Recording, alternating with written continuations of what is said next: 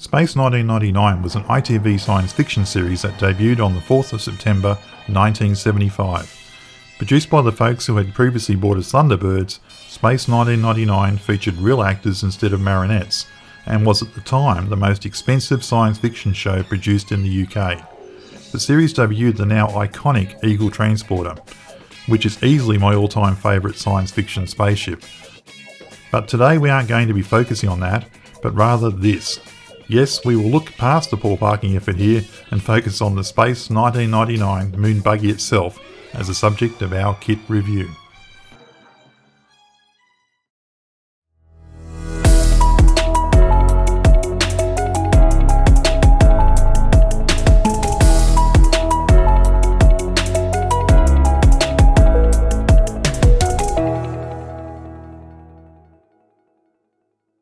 In the Amphicat, a go-anywhere French invention that stepped into the limelight in the capital city.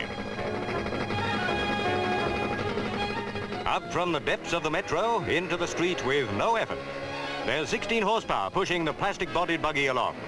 The Space 1999 Moon Buggy prop was actually based on a real ATV called the Amphicat, a six-wheeled, skid-steer ATV manufactured in the late 1960s through to the mid-1970s.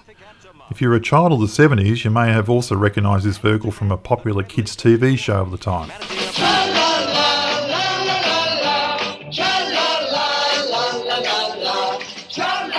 Anyway, back to the kit review before I start having flashbacks of this and HR Puff and stuff. Scalmate shows this as a new kit for 2023, but I can't help thinking that this was originally released earlier than that.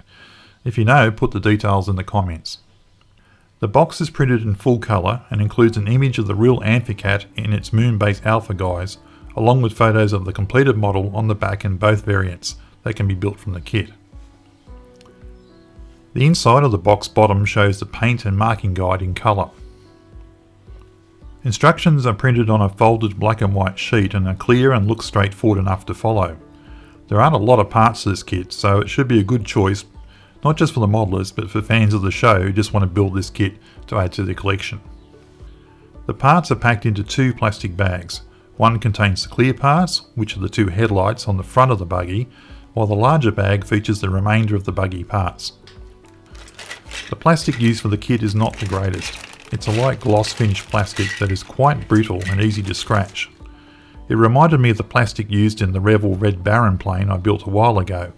And shameless plug, you can find a build video of that in the link now showing.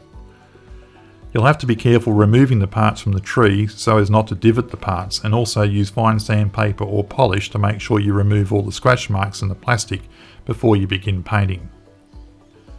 The kit is, well, very yellow, so if you plan to paint your model, as a lot of people will, you'll find you'll have to use a grey or black primer to kill that yellow plastic showing through before you can start even thinking about building up your final colours. The trees themselves are incredibly thick, and honestly, it uses up so much plastic I can't imagine it's very cost effective. But the parts themselves seem moulded just fine. Detail is present where you will see it, and it does capture the look of the Amphicat really well. You get a detailed 2-stroke engine and a transmission for the buggy, but if you plan to use this, it's worth noting it's moulded as one part, so you will have to do some careful masking to get the variety of colours suggested in the paint guide. Fortunately, the engine is optional, and if you plan on gluing in the seat and the back engine deck, you won't see the engine anyway. Wheels are moulded in two parts, which given their width I guess was inevitable. They do look nice though, and with a realistic tread pattern, and they even have markings on the sidewalls. The dressed Amphicat used on the set of the show did have some modifications to make it into the Moon Buggy. Besides its new paint scheme, they modified the back seat rest and made it shorter, presumably to make it easier for the actors to fit into the buggy with their backpacks. And they also fitted rear view mirrors on the sides of the buggy that look suspiciously like Ford Cortina to me. These modifications have been faithfully captured in the model. A whip antenna is not included in the kit, but it's easily made with some stretch sprue. Finally, a cargo load has also been included to put in the back of the buggy, being made up of 2 cargo containers and a toolbox. Very nice detail. The 2 Alpha astronauts included in the kit are also a nice touch, but unfortunately they are moulded as one piece for each astronaut and seem to just be a mirror of each other. This is going to make painting some of the details harder, and there's no chance of being able to pose the arms and hands of one of the astronauts onto the buggy's controls. One of the most distinctive features of the costumes was the yellow helmet and orange tinted visor. Unfortunately, with the helmet and visor being moulded as one piece, the visor isn't going to look anywhere near as nice or as convincing as it might have if it had been moulded as a separate clear part. An opportunity lost there. All in all, the astronauts really are the most disappointing part of the kit. Don't get me wrong, they're okay and certainly recognisable, but they could have been better with a little more thought. The decal sheet for the kit is great and are very comprehensive. If you build this kit as a standard Amphicat, you get the manufacturer's logo to apply to your model. As a Space 1999 Moon Buggy, you get a really comprehensive range of decals, including variants of the markings used in different appearances of the buggy during the show's run. You will have to do your own research, however, to determine how the buggy looked in different episodes if you want it to be authentic to the TV series. The decal sheet also includes markings for the two astronauts, which is a much appreciated addition as there was quite a lot of detail on the costumes used in the show. You also get the markings to apply to the cargo that goes in the back of the buggy as well. The paint guide is printed on the inside of the box and shows colour schemes for a production Amphicat along with the Moon base buggy.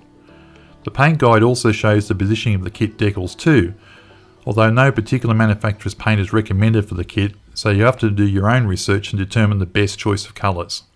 I have an upcoming build of this kit, so I'll include my paint choices in that video. When a 10-year-old Daniel sat down in front of the family's black and white telly to watch this series, I could never imagine we'd end up being spoiled with the range and detail of models now available for this short-lived television series. The Space 1999 Moon Buggy is a great kit of an interesting subject, whether you build it as the real-world Amphicat ATV to add to your car collection, because remember it's in the right scale for that, or as the Moon Buggy for your sci-fi display. Either way, it's well worth the purchase and is recommended. By the way, if you've never seen Space 1999, you can watch the first episode Breakaway in full and in pretty decent quality for free on YouTube, thanks to Shout Factory. I'll include a link to the episode in the description of this video. It's well worth a watch. If you've enjoyed the video, please consider a thumbs up, and if you want to be notified when I release the build video of the Moon base buggy, click the subscribe and notification buttons. Thanks for watching, and may all your eagles make it safely back to the pad.